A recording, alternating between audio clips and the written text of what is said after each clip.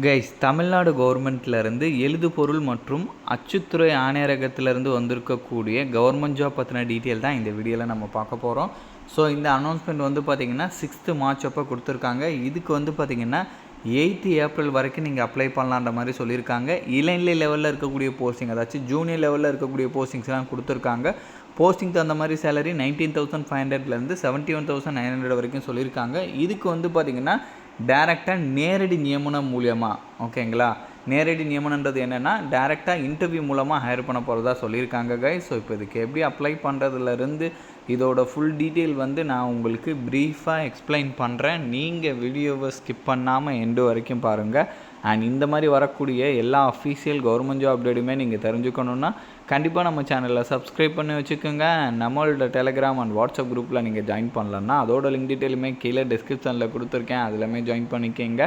So guys, இதுதான் official notification. So இது கூடவே அட்டாச்சாக அப்ளிகேஷன் ஃபார்மே இருக்குது.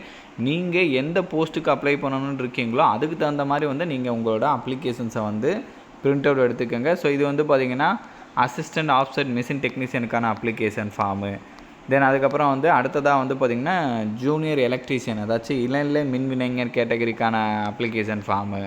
ஸோ அதுக்கப்புறம் வந்து பார்த்திங்கன்னா ஜூனியர் மெக்கானிக் கேட்டகரி, இளநிலை கம்பியருக்கான அப்ளிகேஷன் ஃபார்ம். ஸோ இந்த மாதிரி நீங்கள் எதுக்கு அப்ளை பண்ணணுன்னு இருக்கீங்களோ அதுக்கு தகுந்த மாதிரி அப்ளிகேஷன் ஃபார்மை டவுன்லோட் பண்ணி பிரிண்ட் எடுத்த பிறகு அதில் சொல்லியிருக்கக்கூடிய டீட்டெயில் எல்லாமே ஒட்டிக்கிங்க, ஃபில் பண்ணிக்கோங்க, ஃபோட்டோ ஒட்டிக்கிங்க, டீட்டெயில் எல்லாமே ஃபில் பண்ண பிறகு இது கூட வேறு என்னென்ன அட்டாச்மெண்ட் சொல்லியிருக்காங்களோ எல்லாமே கரெக்டாக அட்டாச் பண்ணிக்கோங்க.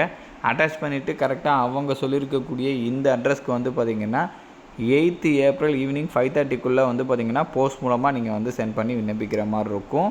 அதுக்குள்ளே 8th Aprilக்குள்ளே வந்து பார்த்திங்கன்னா நீங்கள் போஸ்ட் மூலமாக சென்ட் பண்ணுறது அவங்களுக்கு ரீச் ஆகிடணும், ஓகேங்களா. ஸோ அதுக்குள்ளே வந்து பார்த்திங்கன்னா நீங்கள் வந்து விண்ணப்பிக்கலாம் கைஸ்.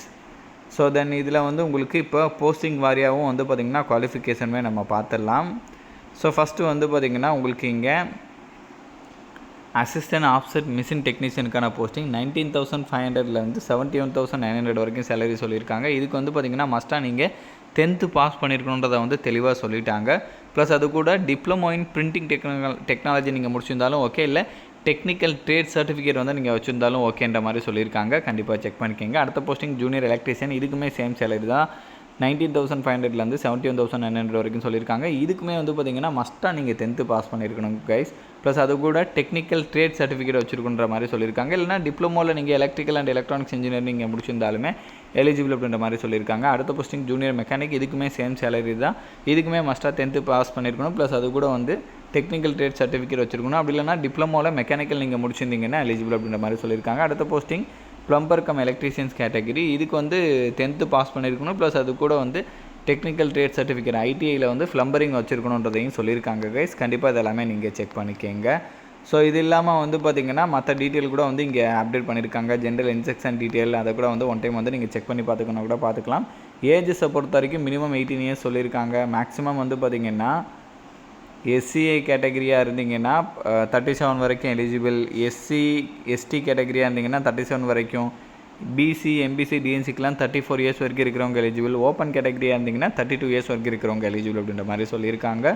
ஸோ இதோட லிங்க் டீட்டெயில் எல்லாமே நான் கீழே டிஸ்கிரிப்ஷனில் கொடுத்துருக்கேன். கண்டிப்பாக நீங்கள் செக் பண்ணி பாருங்கள். அண்ட் இந்த வீடியோ வந்து மஸ்ட்டாக உங்களோட ஃப்ரெண்ட்ஸ் அண்ட் ஃபேமிலி மெம்பர்ஸ் இருக்கிற வாட்ஸ்அப் குரூப்பில் கண்டிப்பாக ஷேர் பண்ணுங்கள்.